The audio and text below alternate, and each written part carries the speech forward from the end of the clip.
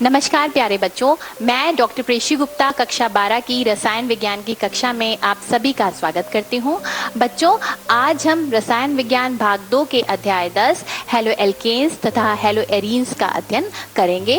और कक्षा आरंभ करने से पहले मैं आपको यह बता दूं कि आज का यह व्याख्यान इस अध्याय का 5वां व्याख्यान है और इससे पहले वाले व्याख्यान में हमने द्विअणुक नाभिक रागी प्रतिस्थापन अभिक्रियाओं का अध्ययन किया था तथा उन्हें प्रभावित करने वाले कारकों का भी अध्ययन किया था। तो चलिए शुरू करते हैं और देखते हैं आज के इस व्याख्यान के चर्चा के मुख्य बिंदु क्या हैं। ठीक है बच्चों, तो चलिए शुरू करते हैं और देखते हैं कि बच्चों आज हम हेलो एल्केनों की नाभिक रागी प्रतिस्थापन अभिक्रियाओं के अंतर्गत ही एक अणुक नाभिक रागी प्रतिस्थापन अभिक्रियाओं का अध्ययन करेंगे, अर्थात SN1 अभिक्रियाओं का अध्ययन करेंगे तथा उन्हें प्रभावित करने वाले कारकों का भी अध्ययन करेंगे। ठीक है बच्चों, तो चलिए बच्चों शुरू करते हैं। तो बच्चों, ये संरचना जो आपके सामने है ये टर्शरी ब्यूटिल क्लोराइड की संरचना है और टर्शरी ब्यूटिल क्लोराइड जब हाइड्रोक्साइड आयन के साथ अभिक्रिया करता है तो देखिए क्या होता है, हमें क्या प्राप्त होता है बच्चों। देखिए टर्शरी ब्यूटिल अल्कोहल प्राप्त होता है और क्लोराइड आयन निकल जाता है। तो चलिए देखते हैं कि यह अभिक्रिया किस क्रियाविधि के द्वारा होती है।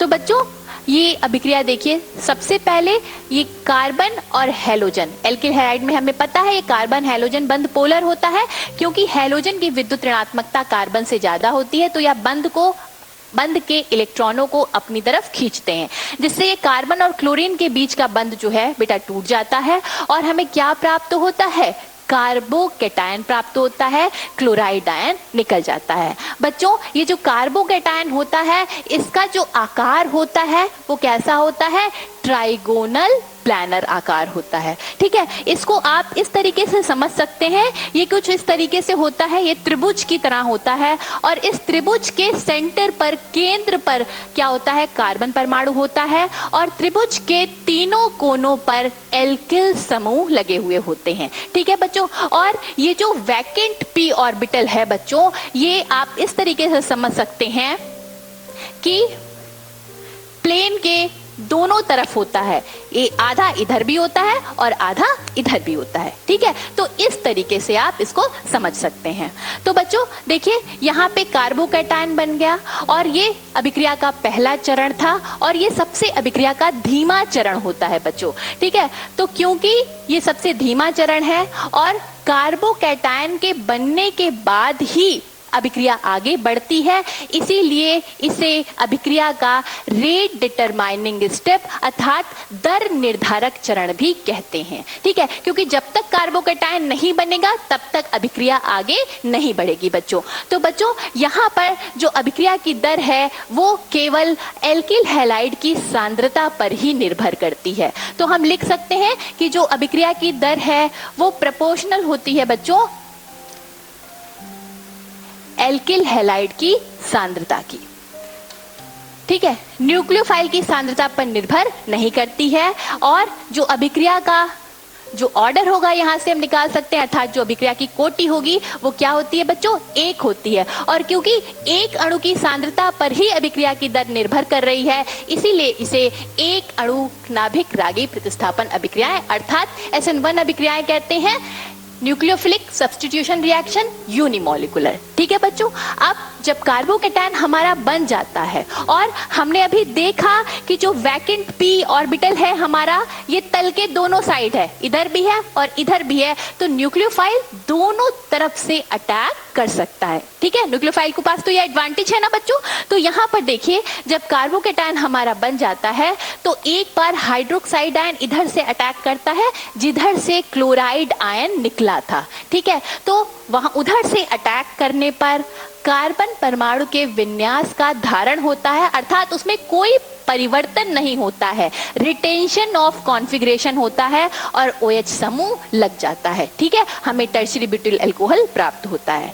जब OH समूह जो हाइड्रोक्साइड आयन है हमारा वो कार्बन पर क्लोरीन समूह जिधर लगा था उसकी विपरीत दिशा से अटैक करता है, तो देखिए क्या होता है, इस कार्बन परमाणु के विन्यास का प्रतिपन हो जाता है, अर्थात इन्वर्जन ऑफ कॉन्फ़िगरेशन हो जाता है और OH समूह क्लोरीन समूह जहां जिधर लिखा था उसकी विपरीत दिशा में लगता है। ठीक है बच्चों, तो इन दोनों ही केसेस में हमें टर्शरी ब्यूटिल अल्कोहल प्राप्त होता है और समान ही उत्पाद प्राप्त होता है, चाहे हाइड्रोक्साइड आयन किधर से भी अटैक करे।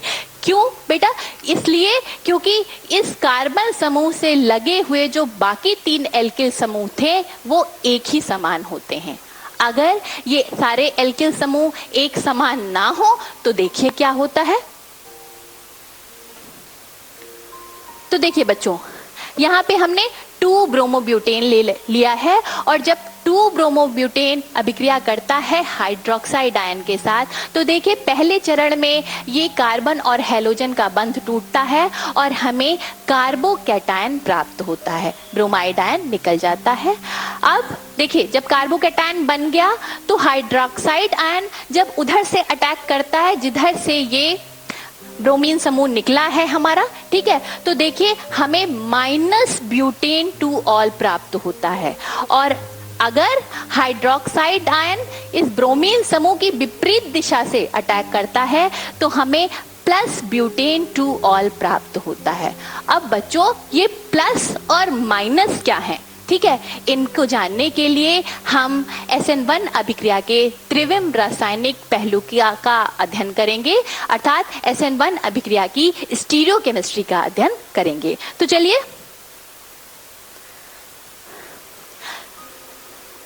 तो बच्चों हम SN1 अभिक्रियाओं के त्रिविम रासायनिक पहलू अर्थात स्टीरियोकेमिस्ट्री पर चर्चा करने जा रहे हैं और इस चर्चा में सबसे पहले हम डिस्कस करते हैं कि कायरलिटी क्या होती है। तो बच्चों वे यौगिक या वस्तुएं, ठीक है, तो देखिए बच्चों कायरलिटी कोई यौगिकों का ही गुण नहीं है, ये वस्तुओं का भी गुण है, ठीक है। तो वे यौगिक या वस्तुएं जो अपने दर्पण प्रतिबिंब पर अध्यारोपित नहीं की जा सकती हैं वो कायरल कहलाती हैं। तो बच्चों अगर हम मिरर इमेज की बात करें तो देखिए हमारे जो 2 हाथ हैं वो एक दूसरे की मिरर इमेज है, ठीक है, सबसे अच्छा एग्जाम्पल हमारे पास है। और क्या ये दोनों जो मिरर इमेजेस हैं एक दूसरे की, क्या ये एक दूसरे पर अध्यारोपित की जा सकती हैं? नहीं की जा सकती ना, ठीक है, तो इसीलिए हमारे दोनों हाथ क्या हैं, कायरल हैं, ठीक है। अब बात करते हैं उन वस्तुओं की कि जो जिनका दर्पण प्रतिबिंब उनके ऊपर अध्यारोपित किया जा सकता है। तो देखिए यहाँ पे आप देख सकते हैं कि जैसे ये बोतल है और इसके प्रतिबिंब को इस बोतल के ऊपर अध्यारोपित किया जा सकता है, तो वे यौगिक या वस्तुएं जो अपने दर्पण प्रतिबिंब पर अध्यारोपित हो जाती हैं उन्हें हम क्या कहते हैं बच्चों, अकायरल वस्तुएं कहते हैं। यहाँ तो बच्चों हमने बात की यौगिकों की, अब हम बात करते हैं, सॉरी यहाँ पे हमने बात की वस्तुओं की, अब हम बात करते हैं यौगिकों की, ठीक है। तो चलिए यहाँ पर ब्यूटेन 2 ऑल है और ब्यूटेन 2 ऑल में हम देखते हैं कि बच्चों ये जो कार्बन है इससे 4 भिन्न समूह लगे हुए हैं, ठीक है, और ऐसा कार्बन जिससे 4 भिन्न समूह लगे हुए होते हैं ऐसे कार्बन को हम कायरल कार्बन या असम्मित कार्बन कहते हैं, ठीक है। और क्योंकि ब्यूटेन 2 ऑल में कायरल कार्बन पाया जाता है इसीलिए यह एक कायरल यौगिक है। तो बच्चों अभी हमने देखा था कायरलिटी की कंडीशन क्या है कि उसका दर्पण प्रतिबिंब उस पर अध्यारोपित नहीं होना चाहिए। तो यहाँ हम देखते हैं कि क्या ऐसा होता है या नहीं होता है।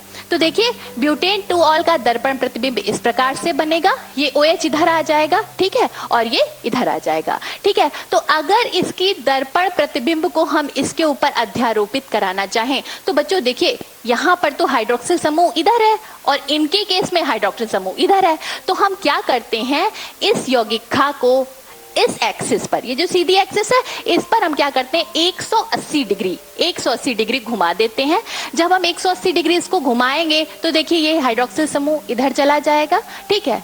और यहाँ पर हम देखते हैं एथिल समूह, क्योंकि ये सॉलिड लाइन से बना हुआ है। एथिल समूह अबव द प्लेन था, ठीक है। तो जब 180 डिग्री घुमाएंगे तो यह बिलो द प्लेन चला जाएगा, यानी कि प्लेन के नीचे चला जाएगा। और यहाँ पे मेथिल समूह जो प्लेन के नीचे था वो 180 डिग्री घुमाने पर अबव द प्लेन आ जाएगा, अर्थात प्लेन के ऊपर आ जाएगा। तो बच्चों जब और हमें यौगिक गा प्राप्त होगा। अगर हम इस गा यौगिक को का यौगिक के ऊपर अध्यारोपित करें तो देखिए एथिल समूह के ऊपर कौन आ गया, मेथिल समूह आ गया। तो इसका मतलब ये अपने दर्पण प्रतिबिंब पर अध्यारोपित नहीं होता है, इसीलिए यह कायरल है, ठीक है बच्चों। और कायरल यौगिकों का एक बहुत महत्वपूर्ण गुण ये होता है बच्चों कि ये समतल ध्रुवित प्रकाश को घुमाने की क्षमता रखते हैं। तो चलिए देखते हैं। तो यहाँ पे बच्चों अगर हम बात ये करें कि इस यौगिक का में और इस यौगिक खा में क्या संबंध है, तो देखिए बच्चों इन दोनों ही यौगिक का ब्यूटेन टू ऑल में अणुसूत्र भी समान है, संरचना सूत्र भी समान है, ठीक है। अंतर क्या है बच्चों, अंतर केवल इस कार्बन के त्रिविमीय विन्यास की व्यवस्था में है। अर्थात कार्बन परमाणु के 3D स्ट्रक्चर में ये जो ग्रुप लगे हुए हैं उनके अरेंजमेंट में केवल अंतर है, ठीक है। तो इसीलिए ये दोनों एक दूसरे के त्रिविम समावयवी कहलाते हैं, अर्थात स्टीरियो आइसोमर कहलाते हैं। और वे स्टीरियो आइसोमर जिनके दर्पण प्रतिबिंब एक दूसरे पर अध्यारोपित नहीं होते हैं उन्हें हम क्या कहते हैं बच्चों, एनेंशियोमर कहते हैं। तो ये दोनों एक दूसरे के क्या हैं बच्चों, एनेंशियोमर हैं, इसको आप ध्यान रखेंगे। और बच्चों एनेंशियोमर्स जो होते हैं उनके ज्यादातर भौतिक गुणधर्म समान होते हैं। गलनांक है, क्वथनांक है, विलेयता है, अपवर्तनांक अर्थात रिफ्रैक्टिव इंडेक्स है, ये सब समान होते हैं। लेकिन फर्क सिर्फ इतना होता है कि ये समतल ध्रुवित प्रकाश को विपरीत दिशाओं में घुमाते हैं, ठीक है। अगर ये यौगिक जो है खा अगर वो घड़ी की सुई की दिशा में अर्थात दक्षिणावर्त घुमाएगा तो यौगिक का जो है वो समतल ध्रुवित प्रकाश को वामावर्त घुमाएगा, अर्थात घड़ी की सुई की विपरीत दिशा में घुमाएगा। तो बच्चों आइए जानते हैं क्या होता है अध्रुवित प्रकाश, समतल ध्रुवित प्रकाश और कैसे ये दोनों क्योंकि ये केवल प्रकाश को घुमाने की दिशा में इन दोनों में अंतर होता है, इन दोनों एनेंशियोमर में, तो इसीलिए बच्चों इन्हें प्रकाशिक समावयवी भी कहते हैं। तो हम ये भी देखते हैं कि ये प्रकाशिक समावयवी किस प्रकार समतल ध्रुवित प्रकाश को घुमाते हैं, ठीक है। तो बच्चों यहाँ पर देखिए, आप इस चित्र को देखिए, ये अनपोलराइज्ड लाइट यानी अध्रुवित प्रकाश होता है जिसमें विद्युत वेक्टर के जो कंपन होते हैं वो तरंग संचरण की दिशा के लंबवत सभी दिशाओं में पाए जाते हैं। ऐसे प्रकाश को हम अध्रुवित प्रकाश या अनपोलराइज्ड लाइट कहते हैं। जब अनपोलराइज्ड लाइट को हम निकोल प्रिज्म से गुजारते हैं बच्चों तो हमें प्लेन पोलराइज्ड लाइट प्राप्त हो जाती है, अर्थात समतल ध्रुवित प्रकाश प्राप्त हो जाता है। और इसमें जो विद्युत वेक्टर के कंपन होते हैं वो तरंग संचरण की दिशा के लंबवत एक ही तल में पाए जाते हैं। तो जब प्लेन पोलराइज्ड लाइट को हम पोलैरीमीटर ट्यूब से गुजारते हैं और इसमें हमने ऑप्टिकल आइसोमर का प्रकाशिक समावयवी का विलयन जो होता है वो भर लेते हैं, ठीक है। तो जब हम घुमाते हैं तो हम ये देखते हैं कि जो हमारा समतल ध्रुवित प्रकाश है वो कुछ डिग्री घूम जाता है और इसे हम एनालाइज करते हैं निकोल प्रिज्म एनालाइजर से, ठीक है। तो इसको हम और अच्छी तरीके से समझते हैं आगे चलकर। तो देखिए यहाँ पे हमने अध्रुवित प्रकाश लिया और उसे जब हमने निकोल प्रिज्म से पास कराया तो देखिए हमें प्लेन पोलराइज्ड लाइट मिल गई यानी कि समतल ध्रुवित प्रकाश मिल गया। और अगर हम पोलैरीमीटर में मान लीजिए कि ये यौगिक A है, ठीक है, पोलैरीमीटर में हम ये इस यौगिक का जो है सॉल्यूशन भर लेते हैं तो हम ये देखते हैं कि ये यौगिक समतल ध्रुवित प्रकाश को घड़ी की सुई की दिशा में घुमाता है, अर्थात दक्षिणावर्त घुमाता है। इसीलिए हम इस यौगिक को डेक्स्ट्रो रोटेटरी कहते हैं और इसे स्मॉल d या प्लस साइन से प्रदर्शित किया जाता है, ठीक है।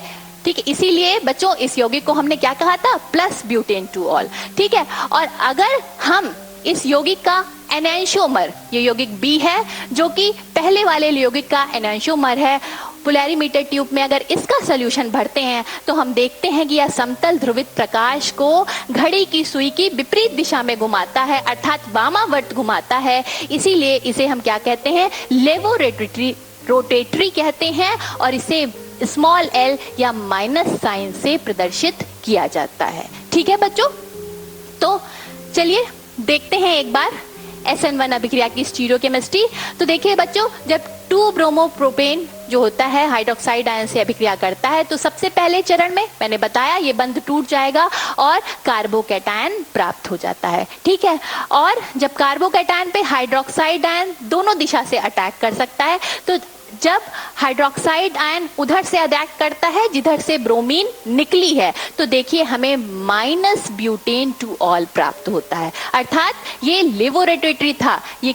ठीक है, ये जो होगा समतल ध्रुवित प्रकाश को वामावर्त घुमाएगा, यानी कि घड़ी की सुई की विपरीत दिशा में। और जब हाइड्रोक्साइड आयन अटैक करता है उधर से, यानी कि ब्रोमीन समूह के विपरीत दिशा से अटैक करता है, तो देखिए हमें क्या प्राप्त होता है, ब्यूटेन टू ऑल प्राप्त होता है। बच्चों यहाँ पर एक चीज और देखने वाली है कि इस कार्बन परमाणु के विन्यास का प्रतिपन हो जाता है, अर्थात इन्वर्जन ऑफ कॉन्फ़िगरेशन हो जाता है। लेकिन यहाँ पे क्या होता है कि रिटेंशन ऑफ कॉन्फ़िगरेशन होता है, यानी विन्यास जो हमारा होता है वो अपरिवर्तित रहता है। ठीक है, तो SN1 अभिक्रिया में हमें 2 एनेंशियोमर प्राप्त होते हैं, 2 प्रकाशिक समावयवी प्राप्त होते हैं। और बच्चों SN1 अभिक्रिया में विन्यास का प्रतिपन भी होता है और विन्यास का धारण भी होता है। यहाँ पर धारण हो रहा है और यहाँ पर इन्वर्जन ऑफ कॉन्फ़िगरेशन हो रहा है। ठीक है, अगर बच्चों हमारे पास कोई ऐसा मिक्सचर है जिसमें 2 एनेंशियोमर 50-50 रेशियो में है, ठीक है, मान लीजिए हमारे पास कोई ऐसा मिक्सचर है जिसमें ये दोनों एनेंशियोमर जो हैं वो 50-50 रेशियो में होते हैं, तो ऐसे मिक्सचर को हम रेसिमिक मिक्सचर कहते हैं। और रेसिमिक मिक्सचर जो बच्चों होते हैं वो ऑप्टिकली इनएक्टिव होते हैं, क्योंकि एक प्रकाशिक समावयवी प्रकाश को जितना दक्षिणावर्त घुमाएगा, दूसरा प्रकाशिक समावयवी जो होगा वो प्रकाश को उतना ही वामावर्त घुमा देगा। तो जो रिजल्टेंट रोटेशन होगा बच्चों वो कितना होगा, 0 होगा। ठीक है, तो यहां से हमने कंक्लूजन ये निकाला बच्चों कि SN1 अभिक्रिया में क्या होता है, विन्यास का धारण भी होता है और विन्यास का, कार्बन परमाणु के विन्यास का इन्वर्जन भी होता है, प्रतिपन भी होता है। ठीक है बच्चों, आगे बढ़ते हैं और देखते हैं SN1 अभिक्रियाओं को प्रभावित करने वाले कारक। तो सबसे पहला कारक है एल्किल हैलाइड का आकार। उसके बाद हम देखेंगे नाभिक रागी की अभिक्रियाशीलता का क्या प्रभाव पड़ता है SN1 अभिक्रिया पर। उसके बाद विलायक की प्रकृति का क्या प्रभाव पड़ता है, और उसके बाद अवशिष्ट समूह अर्थात लीविंग ग्रुप की प्रकृति का क्या प्रभाव पड़ता है। तो चलिए सबसे पहले शुरू करते हैं एल्किल हैलाइड के आकार की। तो बच्चों हमें पता है कि SN1 अभिक्रिया में कार्बोकैटायन बनते हैं, तो इस अभिक्रिया में जितना स्थायी कार्बोकैटायन बनेगा SN1 अभिक्रिया की जो दर होगी वो उतनी ही ज्यादा होगी। तो बच्चों हमें पता है जो 3 डिग्री कार्बोकैटायन होते हैं वो सबसे ज्यादा स्थायी होते हैं किन से, 2 डिग्री कार्बोकैटायन से, और 2 डिग्री कार्बोकैटायन ज्यादा स्थायी होते हैं किन से, 1 डिग्री कार्बोकैटायन से।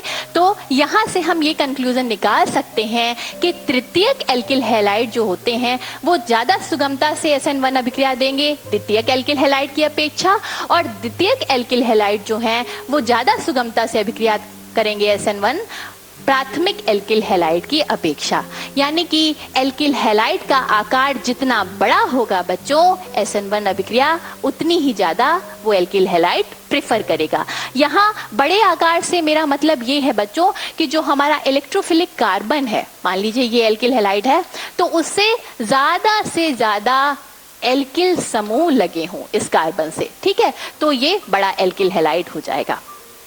बात हम करें अगर एलिलिक हैलाइड और बेंजिलिक हैलाइड की, तो बच्चों हमें पता है एलिलिक कार्बोकैटायन और बेंजिलिक कार्बोकैटायन दोनों रेजोनेंस के द्वारा अर्थात अनुनाद के द्वारा स्थायित्व प्राप्त करते हैं बच्चों। तो इसीलिए एलिलिक हैलाइड और बेंजिलिक हैलाइड तो SN1 अभिक्रिया के माध्यम से ही न्यूक्लियोफिलिक सब्स्टिट्यूशन रिएक्शन देते हैं। ठीक है, अब आगे बढ़ते हैं और देखते हैं नाभिक रागी की अभिक्रियाशीलता का क्या प्रभाव पड़ता है SN1 अभिक्रिया में। तो बच्चों, दुर्बल नाभिक रागी जो होते हैं उनकी उपस्थिति में SN1 अभिक्रिया सुगमता से हो जाती है। क्योंकि बच्चों, अगर हमारा नाभिक रागी प्रबल होगा तो देखिए क्या करेगा वो, ठीक है, वो क्या करेगा, एल्किल हाइड्राइड पे, यहाँ पे अगर हम स्ट्रॉन्ग न्यूक्लियोफाइल ले लेंगे तो वो वेट नहीं करेगा कि ये बंध टूटे और ये कार्बोकैटायन बनाए। अगर ये प्रबल है तो ये डायरेक्टली जाकर के इसके ऊपर अटैक कर देगा और SN2 अभिक्रिया हो जाएगी। तो SN1 अभिक्रिया के होने के लिए हमें क्या चाहिए बच्चों, दुर्बल न्यूक्लियोफाइल चाहिए होता है। तो देखते हैं कि न्यूक्लियोफिलिसिटी कैसे बदलती है बच्चों। तो आवर्त सारणी में बाएं से दाएं जाने पर, ठीक है, न्यूक्लियोफिलिसिटी घटती है। क्यों घटती है? क्योंकि वैद्युत ऋणात्मकता बढ़ती है बच्चों, ठीक है, ये आपको पता है। और वैद्युत ऋणात्मकता क्या होती है बच्चों? इलेक्ट्रॉन को अपनी तरफ खींचने की प्रवृत्ति, ठीक है। तो बच्चों, यहाँ पे 4 आयन लिखे हुए हैं मैंने, CH3 minus ion, NH2 minus ion, OH minus ion और F माइनस आयन, ठीक है। और बच्चों, आप पढ़ चुके हैं पिछले व्याख्यान में कि न्यूक्लियोफिलिसिटी क्या होती है, कि कोई न्यूक्लियोफाइल कितनी तीव्रता से इलेक्ट्रोफिलिक कार्बन पर जाकर अटैक करता है,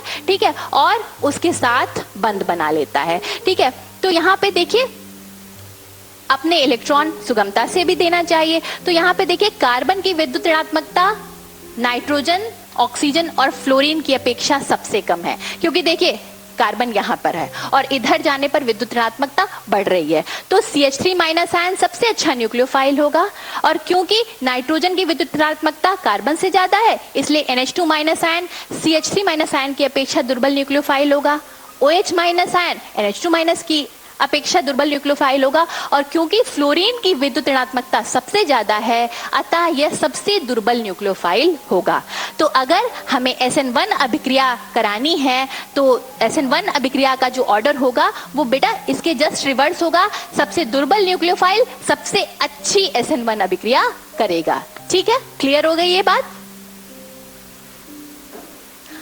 आगे बढ़ते हैं और देखते हैं। तो बच्चों, जो उदासीन स्पीसीज होती हैं, ठीक है, वो दुर्बल न्यूक्लियोफाइल होती हैं ऋणात्मक आवेश वाली स्पीशीज की अपेक्षा, ठीक है। तो क्यों ऐसा क्यों होता है? क्योंकि जो ऋणात्मक आवेश युक्त स्पीशीज होती हैं उन पर इलेक्ट्रॉन डेंसिटी क्या होती है बच्चों? ज्यादा होती है, ठीक है। इसी कारण जो H2O है वो दुर्बल न्यूक्लियोफाइल है OH माइनस आयन की अपेक्षा, और अमोनिया जो है वो दुर्बल न्यूक्लियोफाइल है NH2 माइनस आयन की अपेक्षा। तो यहाँ से हम कह सकते हैं जो संयुग्मी अम्ल होते हैं, जैसे कि H2O संयुग्मी अम्ल है, और किसका संयुग्मी अम्ल है बच्चों? OH माइनस आयन का, ये क्षार है, ठीक है इसका। तो संयुग्मी अम्ल अपने क्षार की अपेक्षा दुर्बल न्यूक्लियोफाइल होते हैं, ठीक है।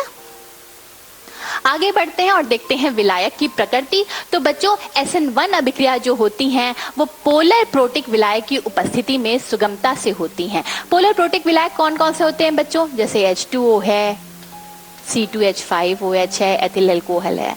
तो बच्चों, यहाँ पे हमें पता है कि H2O में ऑक्सीजन जो है उसकी विद्युत ऋणात्मकता ज्यादा होती है, इसलिए उस पर आंशिक ऋणावेश होता है, और हाइड्रोजन पर आंशिक धनावेश होता है। और हमें यह भी पता है कि SN1 अभिक्रिया में कार्बोकैटायन बनता है। तो बच्चों, यहाँ पे जो पोलर प्रोटिक विलायक होता है वो कार्बोकैटायन को विलायक योजन के द्वारा अर्थात सॉल्वोलिसिस के द्वारा स्थायित्व प्रदान करता है। जैसे यहाँ पे अगर हम जल विलायक के रूप में लेते हैं तो ऑक्सीजन के जो अणु होते हैं ये कार्बोकैटायन को क्या करते हैं? घेर लेते हैं, ठीक है, और उसे स्थायित्व प्रदान करते हैं। इसीलिए पोलर प्रोटिक विलायकों की उपस्थिति में SN1 अभिक्रिया सुगमता से होती है, ठीक है बच्चों।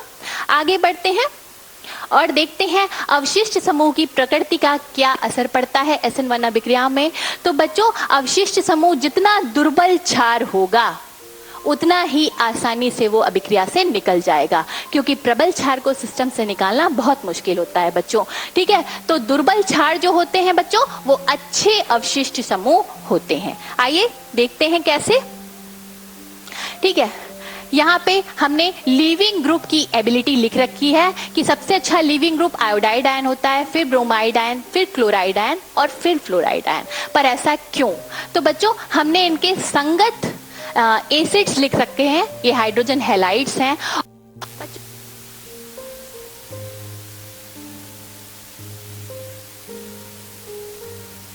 बच्चों ये यहाँ पर इनकी बॉन्ड लेंथ दे रखी है और ये एंगस्ट्रॉम में है बॉन्ड लेंथ। ठीक है, देखिए सबसे कम बॉन्ड लेंथ होती है HF की 0.9 एंगस्ट्रॉम, HCl की 1.27 एंगस्ट्रॉम, HBr की 1.41 एंगस्ट्रॉम और HI की सबसे ज्यादा होती है 1.61 एंगस्ट्रॉम। अर्थात ग्रुप में जाने पर बंध की जो दूरी है वो नीचे जाने पर बंध की दूरी बढ़ रही है, तो और बंध जितना लंबा होगा उसको तोड़ना उतना ही आसान हो जाएगा, है ना बच्चों। तो HI को तोड़ने के लिए हमें सबसे कम ऊर्जा देनी पड़ रही है, तो इसका मतलब